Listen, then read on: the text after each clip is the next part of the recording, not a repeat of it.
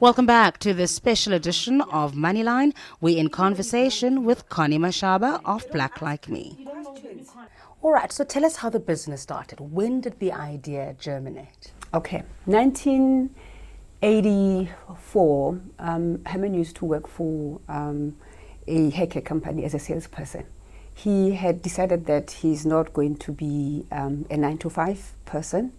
And he worked for this company, and he really saw the opportunity of solving the problems of black women in terms of hair. Yes. So he saw that. He thought, you know what, I mean, as long as there are women born, there'll always be the need for hair care products. And him and his two partners, one a chemist and the other one a salesperson, they decided to have their own business. And then that's when they called me to be the manager, you know, of the general manager, to run the accounts and the bookkeeping and all sort of things. So we started, the four of us. And I remember when he came up with this idea, and I said, I'm so structured, I need this 9-to-5 job, and because he tried other things and he wasn't succeeding, so my salary had to augment, you know. So when he came with this one, I thought, you know what, let's just do it. And I remember I used to earn about 800 Rand at Southern Sons at the time, 1982. And he said to me, I said, how much are you going to pay me? And they said 400. So you halved your salary? I halved my salary. But it was more the bigger picture than that instant gratification of having a salary at the time, because I knew this is my business. Yeah. And I saw the potential in the business really growing. So that's how we started the business. And do you think that's what really led to the success? You went, right, here's an idea, it has longevity, there's potential, but to add to that is the hunger to succeed. There was a hunger to succeed, but also because they came from that market, they understood the market. They knew what the stylist wanted. And I think at the time we didn't have, plethora of all these products. You know, I think we were the number 2 manufacturing company for ethnic hair care. And so everyone was looking for this product, and we delivered what they really wanted. So I think the hunger and the understanding of the market and the commitment, because we all come from the background, that once you've tasted that rent, you don't want to lose it. And how do you make sure that you retain it, is to just work hard and make sure that you deliver the promise, you know, to the consumers. How did you raise the money to start? Very interesting. We got Mr. Walter Dube, who just passed on, may his soul rest in peace. He passed on about a month ago. He loaned us 30,000 Rand, with him wanting to be part of the shareholders. And the interest rate at the time was 21% in South Africa, and he added 10%. So it was 31% interest rate, 25% shareholding, 30,000 Rand, which was supposed to be paid in 3 years.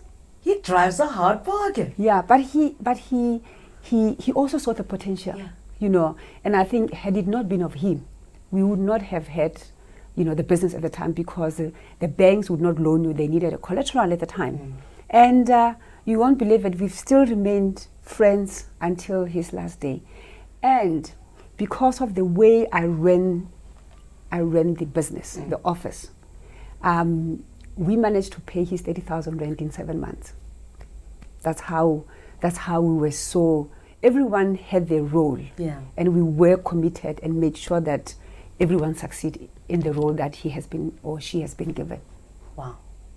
In 7 months? In 7 months, we managed to pay the 30,000 Rand because we're looking at the interest rate. Yes. You know, sometimes as people, we don't understand the importance of that interest. That the sooner you pay your debt, the better. Because that is, can you imagine the 10% interest rate for 3 years? For 3 years. So that was quite a lot of money. But I think we're also blessed. I can't say this is because of our greatness or whatever. We were blessed, you know.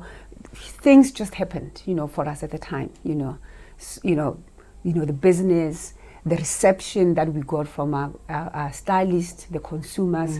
I think that made it easy, you know. And what we did elsewhere also, Sigi, we made sure that whatever that we got, we put it back into the community. So if you listen, if you hear from the community of Mabopane what we did for them, we got involved in Arrive Alive. At the time, it was a helicopter which was a sponsorship that we did with SABC, where they made sure that when people go to Moria in May, in March, when they go for the pilgrimage, because there was a lot of accidents. So Black Like Me put in the money to make sure that when people get accidents, they get transported by this helicopter to respective hospitals. So in a way, we were very in people's faces.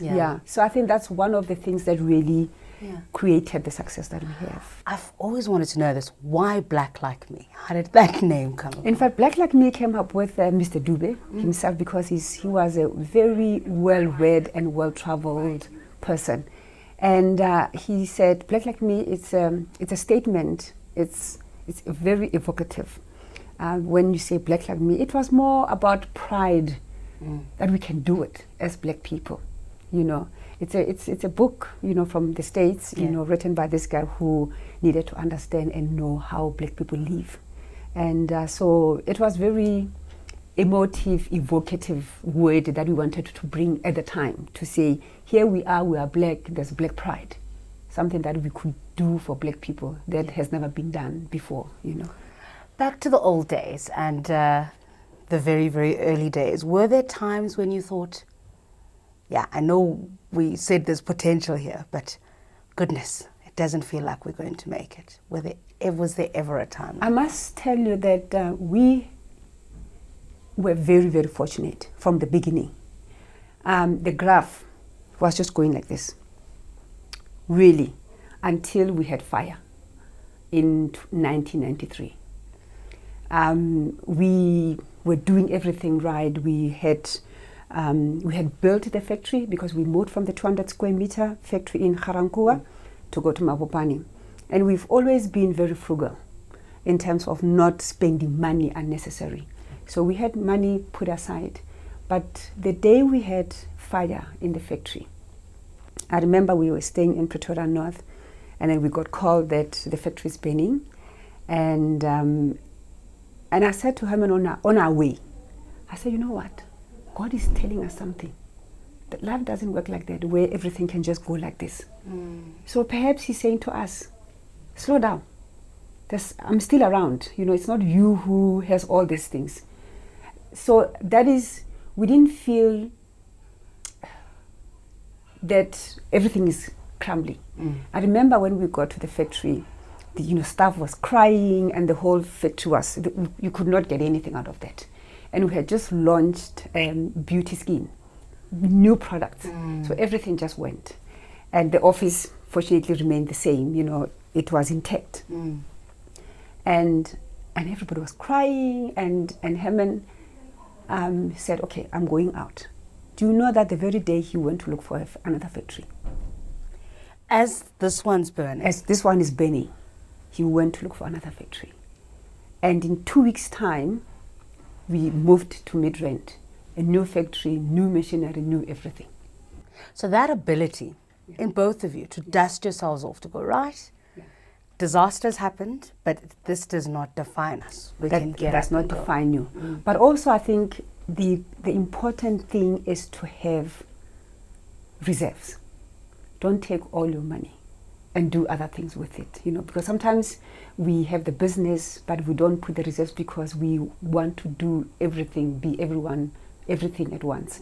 So we were fortunate at the time because we had insurance, even though the insurance won't really cover everything. But at least there was the start, that we had. So we had reserves. That is why we managed to, to start. However, coming from that, you've lost everything, you have lost the machinery. It was very difficult to really come back immediately, because then now you have competitors who, take advantage of your mishap. And that's where we started having problems. As much as we were doing very well, we couldn't run all the lines. So we had to run the line that was really, especially the pen product. Yes. We used to call it step 1. Step 1 and twin pack. Yeah. You know, that was the line. They were the lines that you had to run every day to make sure that you give your consumers. But at the time, that's when now you had a lot of competitors coming in and really, you know, they blind you. And then you have to start all over again. That's where we started all over again.